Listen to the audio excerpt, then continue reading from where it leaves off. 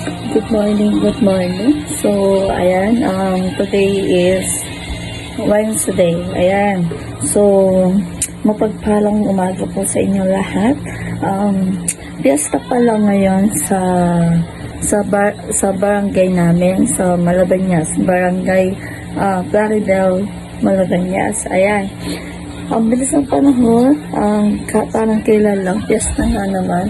Parang kailan lang nung nandun pa kami. So, wala lang. Nag-video lang ako. May naalala lang ako kasi, alam niyo yun, 1 year. 1 year na rin pala akong wala sa amin. Ang bilis na pala, no? Napakabuting ng Panginoon. Ganda siya.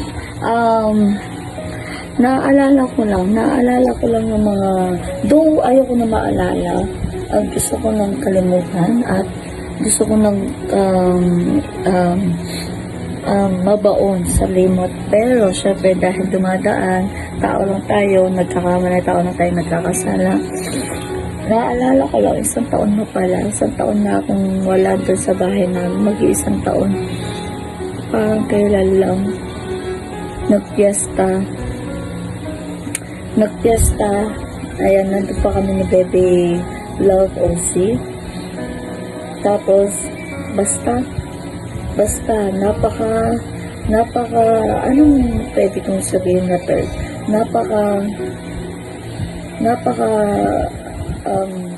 Damat ng tadhana sa akin. Ano pa pwedeng sabihin?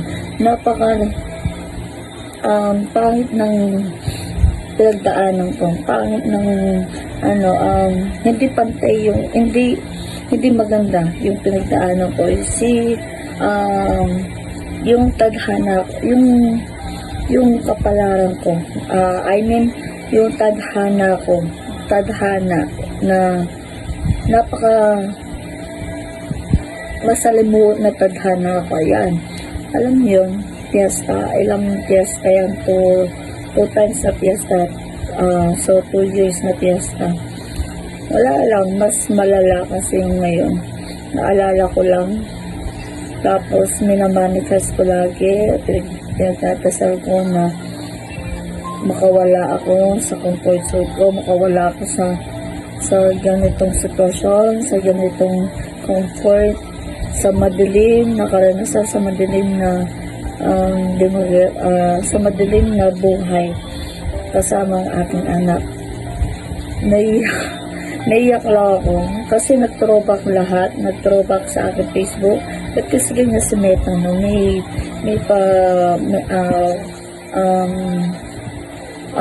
memories, FB memories. Ayan, para siguro masaktan tayo, para siguro maalala natin mga ibang mga good memories at saka mga bad memories. Charot. Ayan. Though ang maganda lang dito, alam mo yun, kakamanifest ko, kaka-pray ko, nakawala kami ng anak ko doon. Though hindi maganda yung pagkaalis namin. Ayan, yung mga marites dyan, alam na nila, yung mga marites na, alam ko naman, alam nyo ang gusto yung malaman ng aking buhay. So, ayan, masaya lang ako, masaya na grateful kasi hindi kami pinabayaan ni Father God. Hindi ako pinabayaan ni Father God, pinakinggan niya. Akala ko dati wala akong God. Akala ko dati hindi ako papakinggan ni Father God. Kasi nga dahil dasal ako ng dasal, wala naman nangyayari. Pero ayan, dasal ako ng dasal, niiyak ko lang sa kanya ako nagsusumbong.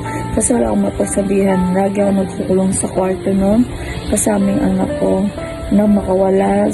Kakamanifest ko na magkaroon na sariling apartment ng bahay at magka-work and na makasama ng anak ko yung daddy niya. Ayan, natupad lang. Hindi na rin masasaktan yung anak ko, hindi na rin yung makita yung mga, hindi na yung masasaktan yung mga hindi magagandang mangyari. So, ayan, thankful and grateful ako kasi may Diyos pala. Ayan, mahal pa rin kami ni Lord. Hindi niya ako pinabayaan na matuluyan kung ano may nasa isip ko na hindi magaganda siya, pero sometimes nakakaisip tayo ng pangit, na hindi magaganda, naman masasama. Ayan, thankful ako kasi naligtas pa rin kami ni Father God na nasa maganda sitwasyon ng anak ko ngayon. Masaya na siya kasama na kanyang and ako din ngayon, masaya ako.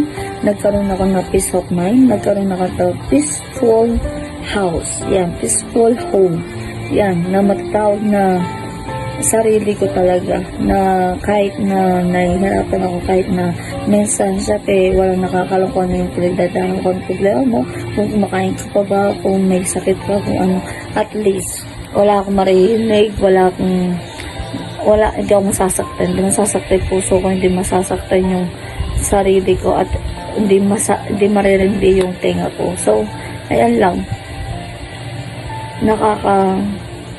Nakaka-amaze lang. Nagdadasal ko na lang na maging okay ang lahat. Nagdadasal ko na maging peaceful. Magkaroon na peace of mind ng bawat isa, and magkapatawaran, at nagdadasal ko na magkasundo-sundo. Yun. Kasi tumatanda na rin. Pero syempre, nandito na yun, hindi na mawawala. Hindi na mawawala yun. Mahirap magpatawad, mahirap makalimot, pero syempre kailan lang. Pero alam nyo yun, alam ng mga mga maritas dyan. Shout out, charot. So, ayan lang po.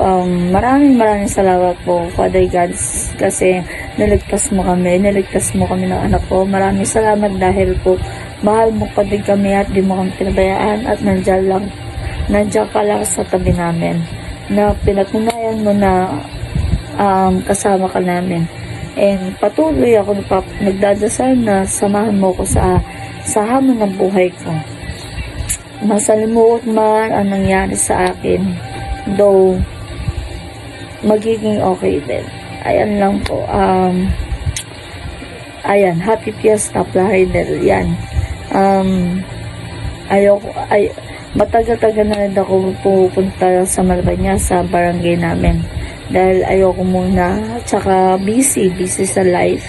Busy din ako sa sarili ko. Siyempre may sarili akong pinagkakabalahan. So, ayan lang. Happy fiesta, and ayun, magpakasaya. Yan. So, bye-bye. See you on my next vlog. Don't forget to follow, share, and subscribe to my social media account. Thank you. Bye-bye.